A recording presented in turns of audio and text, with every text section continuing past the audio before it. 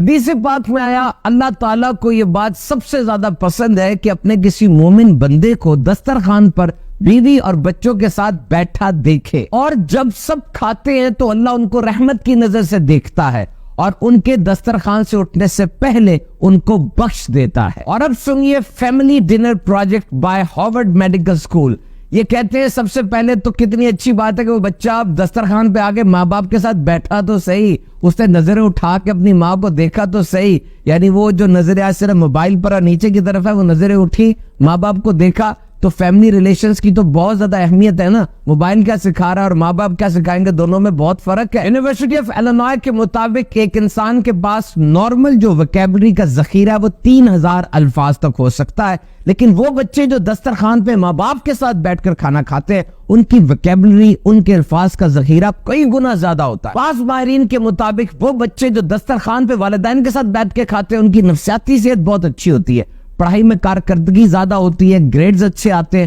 ان کے چہرے کی کیفیت کو دیکھ کر ان کے جذبات کا، ان کے اندر جو گزر رہی ہے، چہرے پر جو نشان وغیرہ پڑا ہے، بچوں کی کیفیت جسمانی نفسیاتی کا والدین کو اچھے سے اندازہ ہو جاتا ہے۔ اور پھر دسترخوان پر عام طور پہ گھر کا پکا ہوا کھانا ہوتا ہے، باہر والے صفائی ستھرائی کا اتنا خیال نہیں رکھتے، ماں تو اپنے بچوں کے لیے پکائے تو دھنیا بھی دھو کر ڈالتی ہے، اور جب یہ سب بیٹھتے ہیں ایک ہولسم نیوٹریشیس ڈنر کھاتے ہیں تو بڑا ہی لطف آتا ہے۔ ہاں، اس بات کا خیال رکھا جائے کہ بالکل خاموشی نہ اختیار کریں بلکہ بچوں کے ساتھ انٹریکشن کریں، ٹی وی وغیرہ بھی اس کا نہ لگا ہو بلکہ بچوں کو کھل کے بولنے کا موقع دیا جائے، ماں باپ ان سے سوال کریں اور پھر اس چیز کو پراپرلی پروسیس کریں۔ منیسوٹا کے 5000 نوجوانوں پر کی گئی تحقیق کے مطابق فیملی ڈنرز اور فیملی لنچ کرنے والے نوجوانوں کے اندر خودکشی کا رجحان بہت کم دیکھا گیا۔ یہ نوجوان نشہ بھی کم استعمال کرتے تھے اور ان کی فزیکل اسپرچول ڈیولپمنٹ بھی اچھی ہوئی۔ ہاتھ سے کھانا سنت ہے، چمچ سے کھانا بالکل جائز ہے لیکن سنت نہیں ہے۔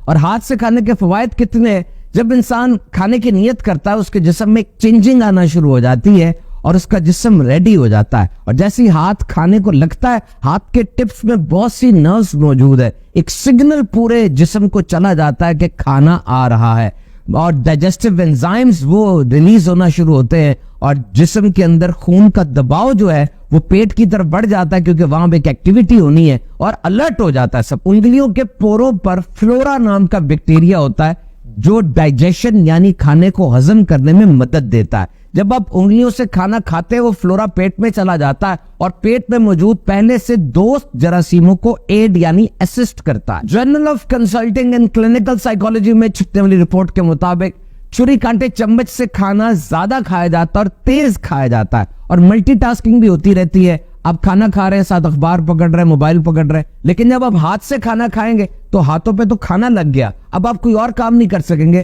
سارا فوکس کھانے پر ہوگا اور مائنڈ فل ایٹنگ آپ کریں گے۔ اس فوکس کے ساتھ آپ اعتدال بھی باقی رکھ سکتے ہیں اور کھانے کی کوانٹٹی پر کنٹرول بھی آپ کا رہ سکتا ہے۔ ہاتھ سے کھانا ہاتھوں کی انگلیوں کی ایکسرسائز بھی ہے، اس سے بلڈ سرکولیشن بھی بڑی ریگولیٹ ہوتی ہے۔ ہاتھ سے کھانا سینس آف فلنس پیدا کرتا ہے، یعنی ایک احساس پیدا ہوتا ہے کہ میں نے کھانا کھا لیا، کیونکہ ایک آرگن آف باڈی، جسم کا ایک عضو، انگلیاں، ہاتھ، وہ ڈائریکٹلی کھانے میں انوالو۔ ہاتھوں کو انسان دن میں کئی بار دھو لیتا ہے لیکن عام طور پہ چمچ کو اتنی بار دھویا نہیں جاتا، بالخصوص اگر باہر کہیں کی آپ بات کریں تو اگر انسان پراپرلی سنت کے مطابق کھانا کھاتا ہے یعنی ہاتھوں کو پہلے اچھی طرح دھو لیتا ہے اور کلی کر لیتا ہے، کھانے کی دعا پڑھ لیتا ہے تو بے شمار برکتیں اس کو ملتی ہیں۔ کھانے کے بعد لکڑی یا تنکے سے خلال کرنا سنت ہے، ٹوتھ پک، فلاسنگ جو دانتوں کو صاف کرتے ہیں۔ ایک ریسرچ کے مطابق you can not wash one side of the dish,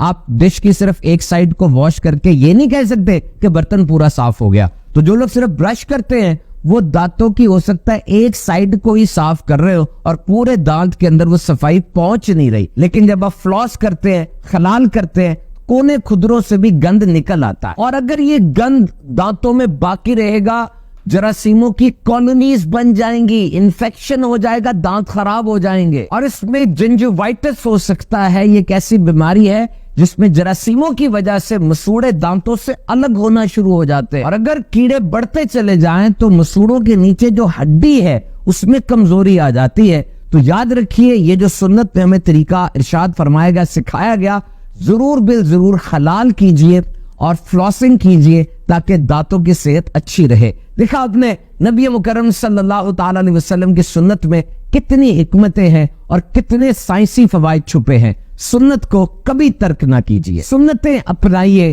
دنیا اور آخرت کی بے شمار سعادتیں حاصل کیجیے.